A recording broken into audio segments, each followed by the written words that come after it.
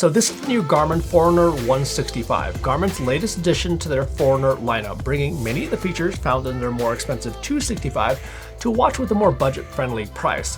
But the thing is, they actually packed in a lot of features here for the money, and the 165 could be a contender for one of the best values when it comes to a running and fitness watch, with tons of training performance features, recovery feedback including HRV status, an altimeter, as well as open water swimming, all with an AMOLED touchscreen display. So the 165 now joins the ranks of the 265 and the 965, which now make up Garmin's current Forerunner lineup. Garmin's previous entry-level Forerunner was the Forerunner 55, but it's almost a bit challenging to compare it to that watch since the 165 is quite a bit different, not only because of all the new features, but also because of that AMOLED display. So in this video, I'll be going over everything new with the 165 with all the new features, as well as how it compares with both the 265 as well as the 55. And of course, I've got tons of real-world tests for you where I tested it for stuff like running, cycling, as well as weight training, just so you can get an idea if this watch is going to be right for you. And if this video does help you out at all, do me a favor and just quickly hit that like button down below. It's a small thing that you can do that'll help this video and the channel out quite a bit, and I appreciate it. Oh, and then one other thing to note before we get started is that in some of the shots, you may see a slight flicker from the display, but that's just the frame rate on my camera, not matching the refresh rate on the watch. You don't see that in real life. So for the basics, the Forerunner 165 runs $249 for the standard model, and there's also a Forerunner 165 Music that runs $299. So a $50 bump up from the Forerunner 55, but a whopping $150 less than the 265. But once you hear about all the features, I think that $50 difference over the 55 is going to be well worth it, and maybe a great option for those of you out there who are thinking about getting a 265 but weren't comfortable with that price tag. So for the hardware, the 165 has a resin case just like the Forerunner 265. It comes in a variety of colors, and they also have some two-tone bands with some color options. It has a 43mm case, it's 11.6mm thick without the heart rate sensor, and then around 13mm thick with the heart rate sensor, and it's super lightweight right at 39 grams with the band. And this is what it looks like on my 185mm circumference wrist. The 165 also has a super vibrant 1.2-inch AMOLED display with 390 by 390 pixels, and just like the 265, it has tons of colors and tons of contrast, so this is going to be much different than the MIP or transflected display that's found on the Forerunner 55. But this display looks great both indoors as well as outdoors, so there's no issues with readability or anything like that, even in super bright conditions. One thing that's kind of different on the 165 versus the 265 though is that the 165 has a flat lens versus the 265, which has a slightly domed lens where it's slightly rounded at the edges. And personally, I'm a pretty big fan of this flat lens as it's also easier to use screen protectors. Oh, and on that subject, the 165 uses a chemically strengthened glass lens where the 265 has Corning Gorilla Glass 3. And the 165 has a 5 ATM water resistance rating just like all the other Forerunners. They come with industry standard 20mm watch bands that are nice and stretchy, and it's great for all-day use as well as for sports. And then to get around the device, the 165 has a touchscreen along with 5 physical buttons, which allows you to use the touchscreen when you want to, like just during the day, swiping through widgets and menus and stuff like that, but also has the convenience of 5 physical buttons, which are going to be much easier to use during sports and activities, especially when your hands are sweaty or if you have gloves on, where touchscreens are just kind of hard to use in those sort of situations. But what is nice is that you can turn the touchscreen on or off depending on your preference. Like if you want to have the touchscreen just enabled for the smartwatch mode, you can totally do that. And then you can also enable or disable the touchscreen on a per activity basis. And then when it comes to battery life, the 165 can get anywhere from about 4 days all the way up to 11 days of battery life. And the reason for this rather big range is that it basically depends on what kind of settings that you use, as well as how many outdoor activities that you track.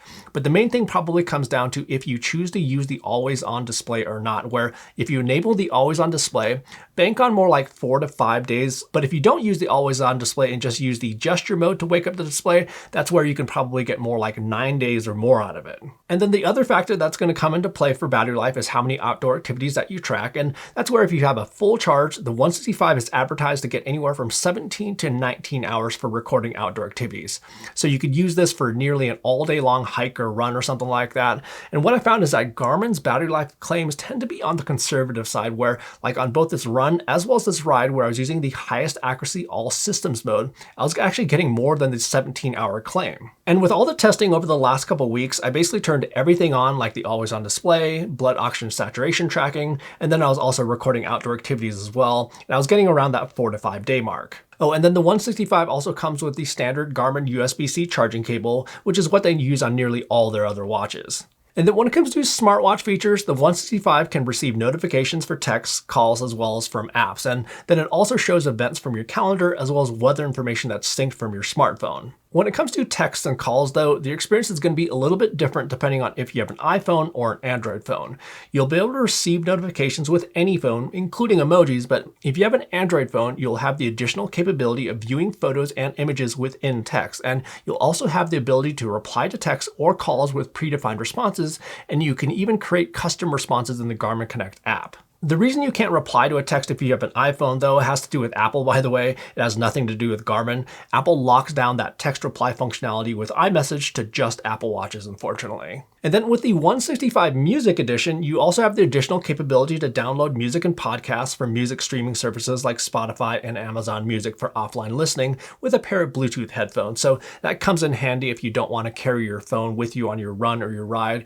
And the 165 has 4 gigabytes of storage, which should roughly turn out to be about like 800 songs or so. But with either the standard 165 or the 165 Music, you still do also have the ability to control the music playing on your phone as long as your phone is in range. Oh, and then one more thing too is that all 165 models also have contactless payments using Garmin Pay, which is nice to have if you're out on a run and need to grab a quick frappuccino or something like that. And then when it comes to health tracking, the 165 can track your heart rate 24 hours a day. It can track your blood oxygen saturation levels, as well as heart rate variability when you sleep. It also has stress tracking, and then it also has Garmin sleep tracking, where it provides a sleep score, which reflects the quality of your sleep, along with tracking sleep stages in regards to deep sleep, light sleep, as well as REM. On the sleep tracking side of things, I find it to be quite good at tracking the times I went to bed as well as woke up, and then the sleep score also provides a pretty accurate reflection of how I slept as well as how I feel in the morning. But when it comes to tracking sleep stages, well, that's kind of a hard thing to track even with medical grade equipment, where even the best equipment out there is supposedly only like 80% accurate or so. But what I do know is that on the nights where I know I didn't get a good night's rest, my deep sleep and REM kind of sucked, and it was able to track that I spent too much time awake. And then on the nights that I did sleep well, my deep sleep and REM were much better. And then the 165 also comes with automatic nap detection, but you can also manually log a nap if you'd like. And what's nice about this feature too is that you'll be able to set up a nap timer with a handy alarm so you can get in a quick cat nap while still making sure not to sleep through your next Zoom meeting. And then from an activity tracking standpoint, it tracks your calories, it tracks your steps, it tracks your floors climbed because it does have an altimeter, and then it also has a metric called intensity minutes, which is basically how much time you're spending doing vigorous exercise. The 165 also comes with Garmin's new enhanced body battery feature. So body battery basically gives you an indication of your energy levels at a given time based on your sleep, exercise, restful periods throughout the day, as well as naps, and gives you a nice timeline of all the events during your day and how your body battery was impacted. The enhanced part of it, though, is something new that they just added last year, which actually lists out specific factors throughout the day and how each event either increased or decreased your body battery and by how much. And I do find body battery to give a pretty accurate reflection of how I feel at a given point in time. There's also Garmin's morning report feature, which greets you in the morning with information that you'd likely want to know, like your sleep quality, recovery time, HRV status, body battery, and events from your calendar, and you can customize what information that you want displayed in the morning report settings. And then the 165 also brings in the daily summary feature from their Venue 3 and Vivo Active 5, where about 2 hours before your scheduled bedtime, there's this end of the day summary that lights up that gives you a rundown of what kind of day that you had. So like here it says that I exercised today with a reminder to relax and recharge, which can lead to a good recovery. My only real complaint about the daily summary feature is that it goes away rather quickly and sometimes I don't have an opportunity to view it. I'd just love for that alert to just stay on screen until I dismiss it. And then the 165 also comes with a recovery time advisor, which is based around your workout history as well as how well you've recovered, taking in factors like sleep and restful periods throughout the day. So this can be a useful tool to help you figure out when to train next. But kind of a surprise feature on the 165 is that it comes with HRV status, or heart rate variability status. So heart rate variability, or HRV, has really taken off in recent years as an additional metric that you can use to gauge your health and recovery. So HRV, or heart rate variability, is different than your heart rate, which is how many times your heart is beating per minute. HRV is measuring the time in between your heartbeats, and in a very general sense, a higher HRV can mean good recovery or that your body's responding well to training. A lower number could mean that you've not quite recovered, are overtraining, or you may have some other other health issues going on. But that is a very general explanation of HRV though, but there can be outliers for both abnormally high as abnormally low HRV. And I'll have another article linked down in the description below where you can read up a little bit more information about it.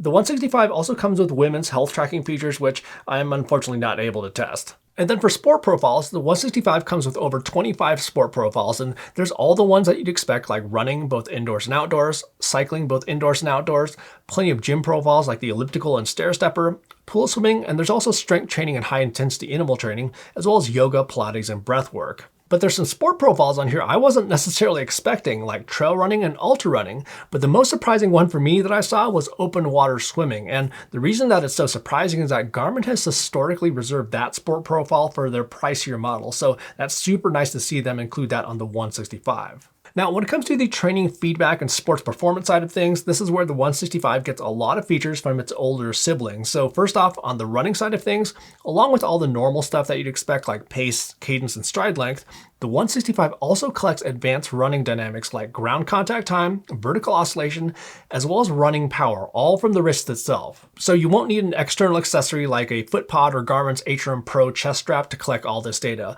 And then for individual workouts, the 165 will also provide you with a training effect metric, which indicates how that particular workout impacted your aerobic or anaerobic capacity.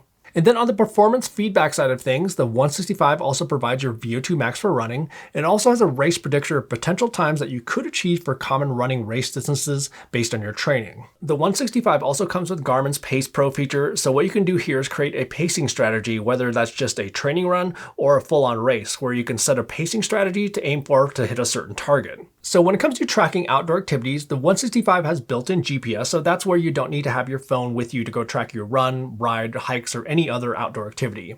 And the 165 has what they call their all-systems satellite chipset, where you can access numerous different satellite systems like GPS, Galileo, Baidu, and some others, and it chooses between all these automatically in the background based on the best signal available at the time. The 165 doesn't have a dual frequency or dual band satellite chipset like what's found on the 265 and 965, but that's not to say that the 165 is inaccurate by any means. In fact, I've had amazing accuracy with its exact same chipset on like their Venue 3 and Vivo Active 5, where it can actually do better than some competitors' dual frequency watches. So like on this run here, good stuff out of 165. Absolutely nailed the total distance compared to some other watches that have that dual frequency technology. And then same thing goes here on this ride where it's spot on with the other devices. And one thing I also wanted to cover too is that it did a great job when it comes to tracking elevation gain with its built-in altimeter, very close to the other devices, as well as a corrected elevation figure in Strava, which is based off of their base maps. Now, total distance is one thing, which I just like to include in my videos just so you know it's actually doing its job, but what's also very important are the finer details of the satellite tracks. So taking a look at the GPS tracks, so I have the 165 in orange, by the way. It's all good stuff and lining up quite well to both the actual map as well as most of the other devices that are using higher accuracy chipsets. There's really nice solid tracks in the straight sections and then very accurate around the corners and curves. In fact, the 165 was actually outperforming the Chorus Apex 2 Pro here with a dual frequency chipset that you see in blue. There was a little bit of a wiggle right here as I entered and exited the tunnel where you'll lose the satellite signal, of course, but it got on track nicely after that.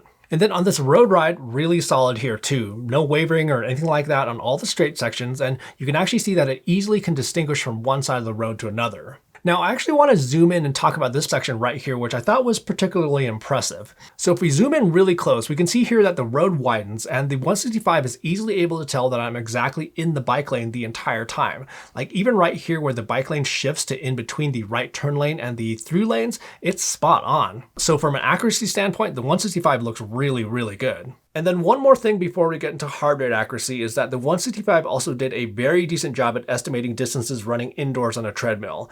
And if for some reason the distance is off, you do have the ability to adjust the distance of your run when you go to save it. When it comes to tracking heart rate, the 165 uses Garmin's 4th generation Elevate heart rate sensor, which is the same one that's found on the 265 as well as the 965. And this sensor does a decent job at nearly all kinds of activities, and I've got a lot of examples for you here. So starting out with some indoor cycling, this is usually what I use to get a baseline on heart rate accuracy, as it's generally an easy activity for these kinds of sensors to track because you're in a pretty static position for the most part, and your arms really aren't moving. And then just like the satellite tracks, I have the 165 highlighted in orange.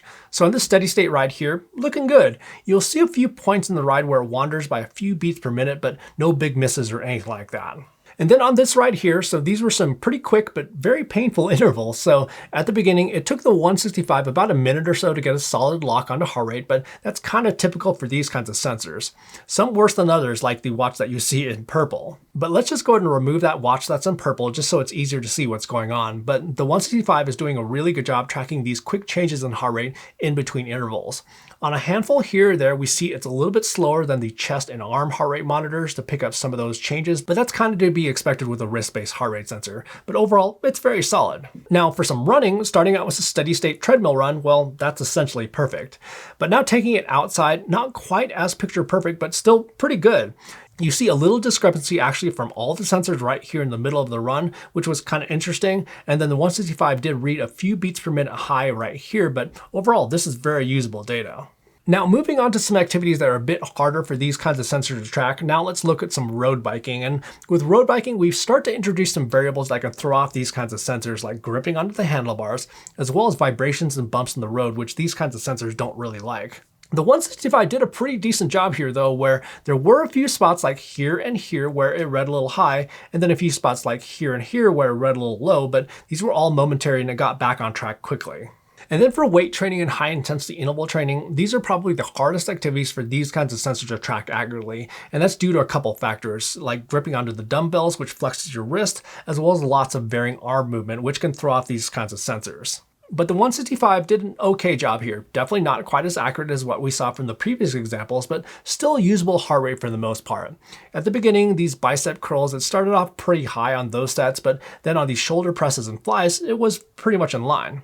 And then for the high intensity intervals at the end, it tracked those pretty good as well. You'll notice that it didn't quite track the full recovery in between some of those intervals, but it still was very usable and no huge misses by any means. So that's where with activities like weight training and high intensity interval training, to get the most accurate heart rate, you'll probably want to use an external heart rate monitor, and the 165 can pair to both Bluetooth as well as ANT+ heart rate monitors, as well as foot pods for running, barrier radar and lights for cycling, speed and cadence sensors for cycling, as well as temperature sensors. And that kind of brings us to how the 165 differs to the 265, and it mainly comes down to sport profiles, where the 265 adds some additional profiles like triathlon, as well as outdoor recreation profiles like skiing and snowboarding.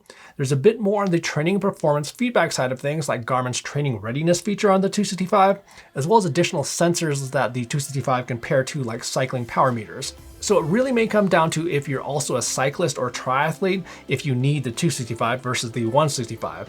The 165 is a solid running watch, and if you're not into cycling or triathlon, the 165 should serve you well. But I'm also gonna have an additional video where I'm gonna go through like every little difference between the 165 and the 265, and I'll have that video probably ready by the time you watch this video, and I'll have it linked down in the description below. Anyhow, that's the Forerunner 165, and I think Garmin kinda nailed it when it comes to a watch that provides tons of features for running, as well as plenty of health features, all with a vibrant display as well as a touchscreen.